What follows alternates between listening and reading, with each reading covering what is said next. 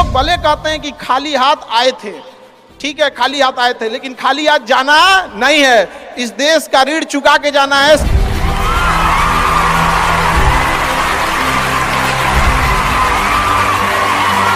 हमेशा याद रखिएगा, अकल बादाम खाने से नहीं ठोकर खाने से आती है।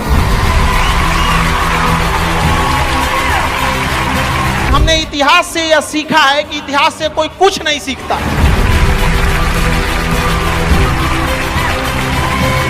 भले जेब खाली हो, जेब में गांधी हो या ना हो, दिल में एक आंधी होनी चाहिए।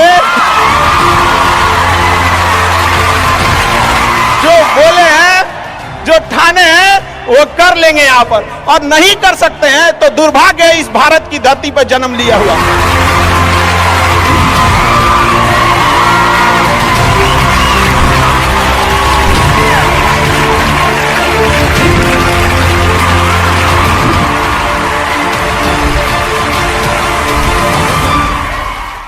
भारत में एंटरप्रेन्योर इतने बड़े संख्या में आ रहे हैं और काफी खुशी हुई इस चीज को देखकर कि भारत चेंजिंग की ओर जा रहा है अब अपने ओर।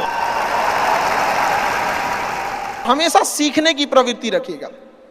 और आज के टाइम पे बाप रे, एक बहुत बड़ी समस्या ना कि दूसरे से प्रति जलन जरतुआही समझते हैं हम लोग। बिहार का ठेठ भाषा है, पता नहीं आप लोग समझते हैं कि नहीं समझ। मतलब कौन कितना खुश है, मतलब उसका पड़ोसी जितना दुखी है वो उतना खुश है। ये सब चीजों से थोड़ा आज के समय में अपने आप को थोड़ा बचा के रखने की कोशिश कीजिएगा लोग, क्योंकि किसी के जलन वगैरह से नहीं होता। अक्सर देखिएगा ना, अब चूंकि ये एंटरप्रेन्योर है, बिजनेस का चीज है, तो एक छोटा सा देखिएगा ना, गांव में किसी के पास समोसा का दुकान चल जाता तो उसके बगल में एक और समोसे खोल देता है। या बहुत सारी चीजें हो सकती हैं। आप डिसीजन आप कभी भी किसी और के मर्जी से इन्फ्लुएंस होके लीजिएगा, वो कभी डिसीजन सही नहीं होगा। डिसीजन आपका अपना होना चाहिए, आप क्या कर सकते हैं। और ये जिस दिन आप पहचान गए, उस दिन समझिए आधा काम आप अपने से कर दिए यहाँ पर। और वो सबके अंदर कुछ ना कुछ है, ऐसा नहीं है कि ऊपर वाला आपको खाली हाथ भेजा, सबके अंदर कुछ ना कुछ है। और ये लोग भले कहते हैं कि खाली हाथ आए थे, ठीक है खाली हाथ आए थे, लेकिन खाली हाथ जाना नहीं है। इस देश का ऋण चुका के जाना है, समाज को कुछ दे के जाना है, एक अच्छे सिद्धांत, अच्छे कर्म को दे के जाना है। क्या कोई कह सकता है कि अब्दुल कलाम खाली हाथ गए थे? नहीं खाली हाथ गए थे। विवेकानंद खाली हाथ गए थे? अंबेडकर साहब खाली हाथ गए? नहीं गए। तो इस देश में हम खाली हाथ जरूर आए थे, लेकिन इस देश का कर्ज उतारना है, खाली हाथ लौटना नहीं है। कुछ ऐसे सिद्धांत अपने साथ है, कुछ अपने पीछे कुछ यादें छोड़ के जाना है, जिससे कि दुनिया याद कर सके हम लोग को। और हमेशा चीजों में ना अपनी ईमानदारी करिएगा। आप कितना ईमानदारी से काम करते हैं, कितना लगन से काम करते हैं, सफलता इसी चीज पे डिपेंड करती है। बाकी ऐसे चीजें कि भाई ये करना चाहिए नहीं, बस आप कितना समय दिए हैं किसी चीज को, कितनी ईमानदारी से किए हैं, ये मायने रखता है आपको। आप किसी चीज को समय नहीं दीजिएगा, कभी सफल नहीं हो सकते हैं। और एंटरप्रेन्योर और बिजनेस, इस सब के चीज़ों में एक चीज़ बहुत बड़ी डिलेमा होती है ना, कि सोचते बड़ी ज़्यादा हैं लोग, प्लानिंग बहुत करते हैं। 6 महीना से उसका प्लानिंग चल रहा है। अरे भाई 6 महीना में कमवा शुरू किए रहते तो कुछ एक्सपीरियंस हो गया रहता, कुछ ठोकरें लगी होती, शुरू कर दो चाहे जैसे करना है। यहाँ पर ऐसा थोड़ी हो सकता है कि एकदम फिनिश होकर काम करे। हर चीज, जमीन से कभी पेड़ नहीं निकल सकता, पौधा ही निकलेगा। आज सीखिए, क्योंकि अगर कल कोई शुरू करता है आपके बाद, तो आपके पास उससे एक दिन का एक्स्ट्रा एक्सपीरियंस रहेगा। और हमेशा याद रखिएगा, अकल बादाम खाने से नहीं ठोकर खाने से आती है। जितना ज्यादा आप ठोकर खाएंगे उतने ज्यादा अकल आने वाली है। दुनिया का कोई इंसान जो सफल है कह दे कि हमको ठोकर नहीं लगा है, या कोई कह दे कि हम एक ही बार में यहाँ आए हैं, कभी नहीं आ सकते हैं। यहाँ पर स्टार्टिंग कीजिए, यहाँ पे ज्यादा प्लानिंग व्लानिंग के चक्कर में नहीं रहे। कितना अच्छा आप प्लानिंग करके आइएगा ना कुछ चीजें गड़बड़ होंगी, क्योंकि किताबी नॉलेज, ये मोटिवेशन, ये सब चीजें, ये एक अलग चीज है। धरातल पे उतर के जाइएगा ना तो अलग चीज है यहाँ पर। और कभी बिहार में आके देखिएगा तो एकदम में अलग मिलेगा। तो कितना ठोकर लगा है ये बहुत मायने रखता है, क्योंकि ठोकर नहीं लगेगा ना, जिस पत्थर पे चोट नहीं पड़ती वो कभी मूर्त नहीं बनता है। तो इसलिए जितना आपको चोट लग रहा है तो ये आपके लिए अच्छी बात है, क्योंकि बड़े बड़े लोगों की जिंदगी में मुसीबत आती है, वो मुसीबत ही आती है बड़े जिन लोगों के लिए, क्योंकि फिल्म में जो सबसे टफ रोल होता है ना, वो बढ़िया हीरो के कंधे पे दिया जाता है। तो ये पृथ्वी पे भी ना ऊपर वाले को पता है कि ये बढ़िया हीरो है, इसको थोड़ा सा हम रोल देते हैं बढ़िया। तो बड़ी जिम्मेदारी देने से पहले ऊपर वाला भी ना आपको टेस्ट करता है, टेस्ट करके ही देखेगा कि नहीं करेगा। हम लोग छोटा सा कोई सामान खरीदते हैं तो उसको ठोक बजा के चेक करते हैं कि सह लेगा कि नहीं सह लेगा। एक छोटा सा बर्तन कोई खरीदने जाता है तो पटक के दिखाता है, देखिए मजबूत है। तो ऊपर वाला भी जब आपको बहुत बड़ा जिम्मेदारी देने वाला होता है ना, तो पहले सोचता है कि इसका थोड़ा सा टेस्ट कर ले। बहुत लोग टेस्टे में भाग जाते हैं, ए भगवान हमरा काहे लिए तुम मुसीबत लाया। यार जब ऊपर वाला तुमको खुशी दिया था तो थैंक यू कहना भूल गए थे, और जब मुसीबत दिया चेक करने के लिए तो परेशान हो गए। यहाँ पर इस चीज़ों से घबराना नहीं चाहिए किसी को। जिसके जिसके जीवन में कठिनाई आ रही है, आप समझिए कि आप एक सही रास्ते पे जा रहे हैं, क्योंकि वही रास्ता सफलता का है। और अगर आपके जीवन में कठिनाई नहीं आ रही है, आप गलत रास्ते पे हैं, क्योंकि सफलता का रास्ता बहुत कठिन होता है। और अभी डिजिटल इंडिया है, सबके हाथ में मोबाइल हो गया है। एक चीज अगर आप बहुत आगे बढ़ेंगे ना, तो एक प्रॉब्लम फेस करेंगे। बिना मतलब लोग आपके ऊपर उंगलियां उठाने लगेंगे, बिना मतलब, जिनको कोई मतलब नहीं। आप देखिएगा तो मतलब अजीब लगेगा। इस सब चीज़ों से कभी मत घबराइएगा। ये कॉस्ट होगी, आपको चुकानी पड़ेगी जब आप बहुत आगे जाएंगे। तो आप लोग बहुत आगे जाएंगे तो पहले से माइंड में कब करके रखिएगा, कुछ लोग होंगे जो बिना मतलब आपसे सवाल पूछेंगे। इन लोग को कभी इंटरटेन मत कीजिएगा, क्योंकि अब भाषा थोड़ी हार्ड हो जाएगी, लेकिन एक हार्ड हो जाएगा तो हो जाएगा। बस भाषा, भाव को समझिएगा, भाषा का नहीं। कि कुत्तों की रेस में दौड़ने से घाटा यह है कि जीतने के बाद भी कुत्ता ही कहलाएगा आदमी। एक बार एक रेस में ना कुछ कुत्तों को दौड़ाया गया, बीच में शेर बांधा गया कि कौन तेज दौड़ता है। शेर दौड़ा ही नहीं, कहा कि जीत के भी क्या फायदा, जीतने के बाद वो कुत्ता कहलाएगा। समझा? तो जब आप आगे बढ़ेंगे ना, तो ये कॉस्ट है, समझिएगा इस चीज को। पहले ये कम था, क्योंकि पहले लोगों के पास में हाथ मोबाइल वोबाइल कुछ नहीं था, मतलब कानाफूसी में रह जाता था। लेकिन अब ये बहुत बड़े पैमाने पे हो गया। तो ये सब चीज़ों से बचिएगा, और ये आएगा आपके साथ में लाइफ में ये चीज़ें। जैसे हम आपको छोटा सा मतलब व्यवहारिक चीज पे बताते हैं। जब बहुत आगे जाएंगे ना, तो कुछ कहेंगे अरे इसका प्रोडक्ट खराब है, इसका ये चीज, मतलब कुछ ना कुछ बोलेंगे। उसको बस ऐसे समझिएगा कि जब आप बढ़ते हैं तो आपके चेहरे पे कभी कभी कुछ दाने निकल जाते हैं, उसको छेड़ा नहीं जाता है। 10 दिन 15 दिन बाद वो खत्म हो जाता है, फिर दिखता तो है तो आपका चेहरा ही दिखता है। और ज्यादा खखोरेंगे ना तो उधर के बर्बाद कर देगा आपको। हम निकला है छोड़ दीजिएगा उसको। एक समय आएगा जब आप ही जाने जाएंगे। यहाँ लोग किस चीज पे नहीं उंगलियां उठा देते हैं, भगवान को उंगलियां उठा दिए लोग। अग्नि परीक्षा भगवान को देना पड़ा, हम लोग की क्या औकात है जी यहाँ पर। इसलिए भैया इस सब चक्कर में नहीं पड़िएगा आप। जो है वो एकदम परफेक्ट है, चाहे जैसे भी हो। गलतियां सबसे होंगी, जो गलती करिएगा उसको एक्सेप्ट कर लीजिएगा। हाँ हमारे पास ऐसे गलती हो गई, नेक्स्ट टाइम से हम सुधारेंगे, बट कोशिश कीजिएगा गलतियां ना हो। लेकिन सबके जवाब देने की कोशिश मत कीजिएगा। आप इंसान है, कोई डिटर्जेंट नहीं है कि सफाई करते चलते हैं आप। और काबिल इतना बनिए ना कि लोग आपको रोकने के लिए ना साजिश करना पड़े, कोशिश नहीं। उस लेवल पे जाइए। आपको यार ये कैसे आगे निकल गए आप। आएंगी चीजों को हम लोग भी फेस किए हैं, आप लोग भी फेस करना होंगे। यहाँ पे शुरुआत में सबको कॉस्ट चुकानी पड़ती है।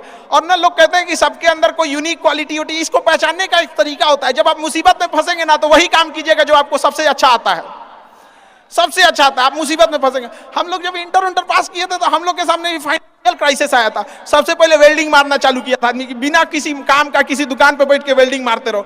अरे सही भी मारते थे तो 4 गो चीज सुना देता था। यार ऐसे नहीं, ऐसे होता है, क्या बात करते हैं। बढ़िया मारते थे और वही सुन लेता था आदमी यहाँ पे। फिर धीरे धीरे किसी को पढ़ाना धीरे धीरे चालू किया आदमी। कुछ दोस्तों ने कहा कि भाई तुम पढ़ाओ, ठीक पढ़ाता है, तो आदमी उधर चला गया। तो आपको भी पता है कि आप किस चीज में अच्छे हैं।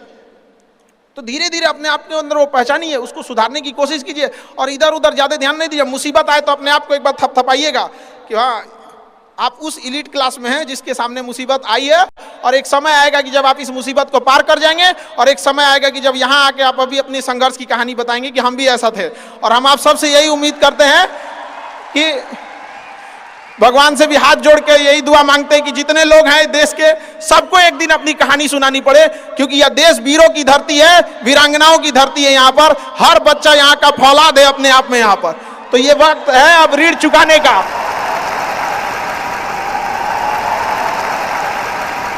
अब इस सदी में हमें अपना नहीं, अब इस देश का भी एक ऋण चुकाना होगा कि शायद पिछले जन्म में बहुत सौभाग्य, बहुत अच्छा काम किए होंगे तो हिंदुस्तान में जन्म लिए, वरना अगर जन्म के समय थोड़ा बहुत बॉर्डर क्रॉस करते ना, उधरिया हो जाते ना, अरे बाप रे बाप, अरे क्या दुर्दशा होता जिसका कोई हद नहीं। यहाँ पे थोड़ा सा बस उधर घसक जाते तो। लेकिन ये हम लोग का सौभाग्य। एक चीज हम लोगों ने गलती किया के बाद, हमने महिलाओं के पावर को ना अंडर एस्टिमेट कर दिया। हम लोग 1947 से जो पुरुष समाज है ये सोच रहा है कि देश को आगे ले जाने के लिए, अभी तक सोचिए रहा है। ये हम लोगों से गलतियां हुई हैं।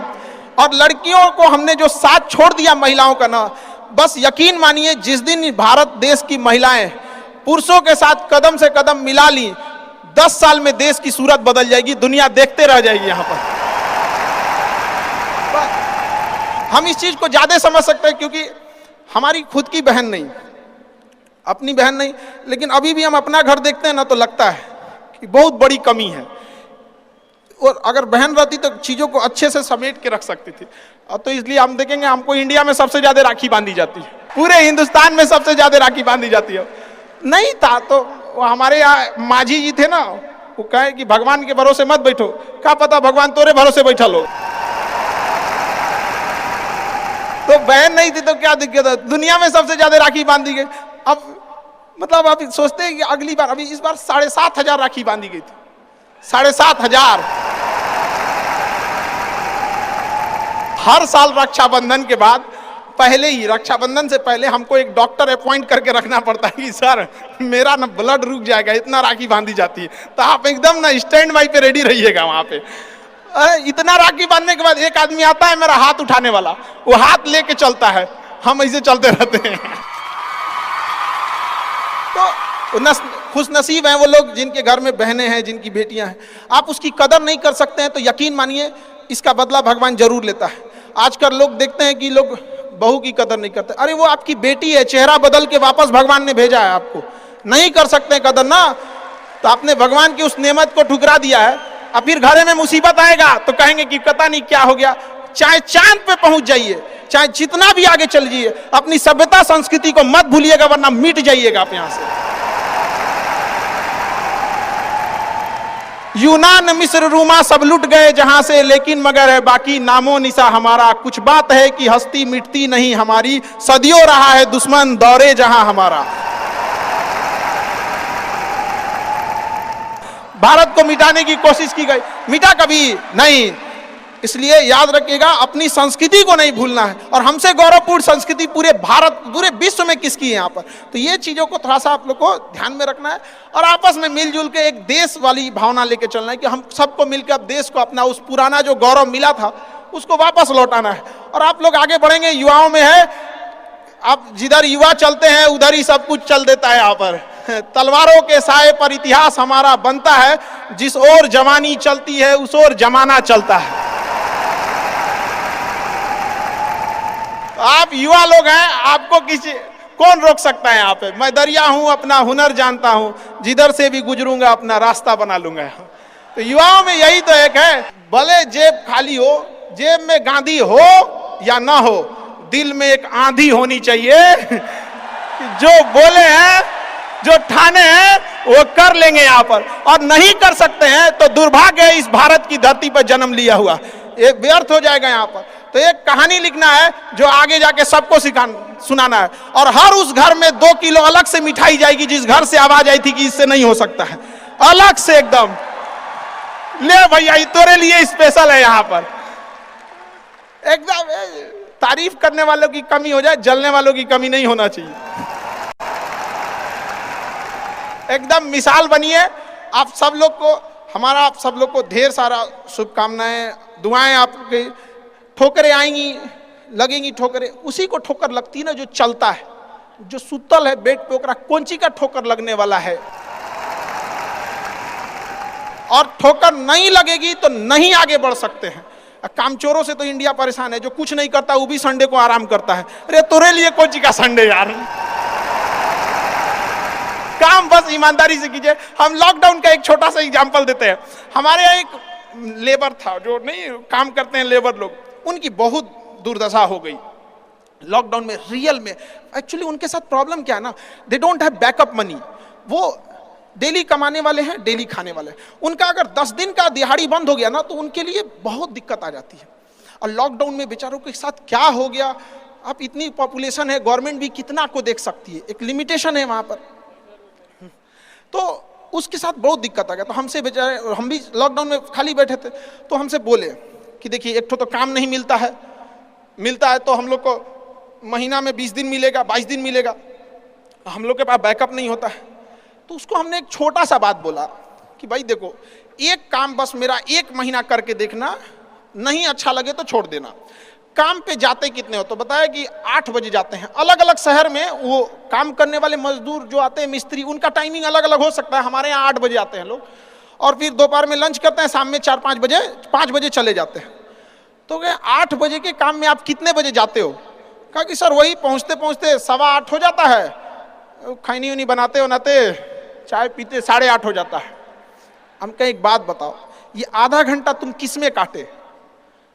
तो कहा कि जहां काम करने गए ना उनके में से। हम कहे नहीं, यही इस गड़बड़ है। आप अपनी जिम्मेदारी में से आधा घंटा काट लिए थे, आप वहां 15 मिनट पहले पहुंच के देखो।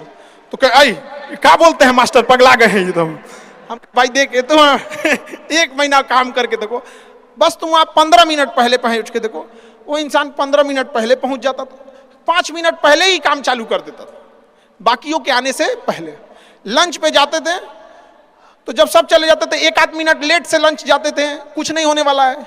1-8 मिनट लंच के खत्म होने से पहले ही चले आते थे। बाकी लंच खत्म हो गया 10 मिनट बाद आ रहा है, वो लंच खत्म होने से 1-8 मिनट पहले ही चले आते थे। जब सारे लोग 5 बजे चले जाते थे तो 5:05 पे जाते हैं। तो हमसे कहें कि खान सर ये आप बता रहे हैं नहीं, बहुत उटपटांग बात बता रहे हैं आप। हम भैया 1 महीना काम कर लो, हाथ जोड़ लेते हैं। आज के टाइम पे जब वो 1 महीना काम किया, 10 दिन के अंदर लोगों को हो गया कि यार कितना ईमानदारी से काम करता है। आज उसको फोन से लोग बोलते हैं कि भाई मिस्त्री खाली हो, फोन से बोलते हैं। और लोग क्या कहते हैं पता है, इसको काम दे देंगे ना तो टेंशन नहीं है, टेंशन नहीं है, काम वही है। आप दुनिया में कुछ भी कीजिए, बशर्ते क्या कीजिए, ईमानदारी से। और आपके यहाँ जो काम करने आ रहा है ना, प्लीज उसका भी आप लोग, मतलब जो भी आप लोग एंटरप्रेन्योर है तो आपके अंडर में भी लोग काम करेंगे, उसका भी ध्यान रखिएगा एक परिवार की तरह। ये नहीं कि उसका भी रोक रख के सैलरी रख ले 2 महीना 3 महीने का, और उसके बाद कहेंगे कि चौपट काय हो रहे हैं। ऊपर वाले की लाठी में आवाज नहीं होता, इस चीज को हमेशा याद रखिएगा। देखिए जैसे बड़ी कंपनी, याद रखिएगा, बड़ी कंपनी कस्टमर तक डायरेक्ट नहीं पहुंचती है, बीच में एक डिस्ट्रीब्यूटर रखती है, डायरेक्ट कस्टमर को सामान नहीं बेचती है। अगर किसी बिस्किट कंपनी को, तो सोचिएगा बिस्किट डायरेक्ट नहीं देगी, बीच में क्या रखती है, डिस्ट्रीब्यूटर रखती है। उसी तरह ऊपर वाला भी ना सबको हाथ में डायरेक्ट पैसा नहीं देता है, बीच में एक डिस्ट्रीब्यूटर रखता है। हो सकता है आप एंटरप्रेन्योर वही डिस्ट्रीब्यूटर है, आपके माध्यम से गरीबों का चूल्हा जलता है, आप मत मारिएगा। आप प्लीज उन गरीबों का हक मत मारिएगा। नहीं तो बड़ी कंपनी को दिख जाता है कि ये डिस्ट्रीब्यूटर ठीक नहीं है, तो उस डिस्ट्रीब्यूटर को चेंज कर देता है। अगर गरीबों का हक मारेंगे और ऊपर वाले को नजर पड़ गया कि ये डिस्ट्रीब्यूटर ठीक नहीं है, तो साइड कर देगा। और फिर कहेंगे कि आपका पूरा नाम जानना चाहते हैं और थोड़ा आपने स्ट्रगल कैसे किया उसके बारे में बताइए। बिल्कुल, आपको अधिकार है पूरा नाम जानने का, लेकिन हमने इतिहास से यह सीखा है कि इतिहास से कोई कुछ नहीं सीखता है। हम आपको एक एग्जांपल देते हैं। जलियांवाला बाग हत्याकांड हुआ तो उन निर्दोषों की कोई गलती नहीं थी। थोड़ा सा आपको हम अपने थोड़ा सा हिस्ट्री की ओर ले जाते हैं। आप बिजनेसमैन है, शायद इंटरेस्ट ना हो तो खैर थोड़ा सा तो जलियांवाला बाग में जब हत्याकांड हुई, जनरल ओ डायर ने जनरल आर डायर को कहा कि गोली चला दो। उस चोट्टे ने गोली चला दिया, लेकिन आदेश दिया था जनरल ओ डायर। गोली मारा गया, उन निहत्तों की क्या गलती थी? न जाति देखी गई, न मजहब देखा गया, गोली मार दिया गया। उस गोली मारने के 21 साल बाद, 1919 की घटना है, 1940 में उधम सिंह, भारत का वह वीर सिंह अमर रहे, उधम सिंह जब इंग्लैंड में गए और लंदन में उसके घर में घुस के उधम सिंह के छाती पे गोली मारे थे वहां पे। और जब जज ने पूछा था कि नाम क्या है, तो उन्होंने कहा था राम मोहम्मद सिंह आजाद, राम मोहम्मद सिंह आजाद। समझ आ गया मेरा नाम क्या है?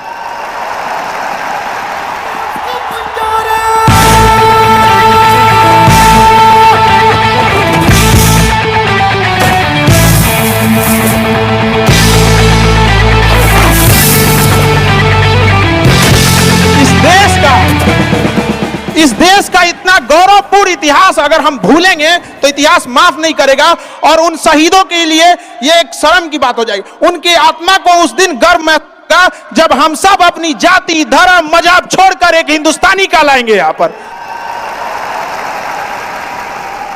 जब हम गुलाम थे तो हिंदुस्तानी थे, आजादी ने हमें हिंदू मुसलमान बना दिया। यहां पर आज भी अगर आप कहते हैं कि मेरा नाम क्या है, तो सुनिए आपको जवाब, मेरा नाम क्या है? I am Indian.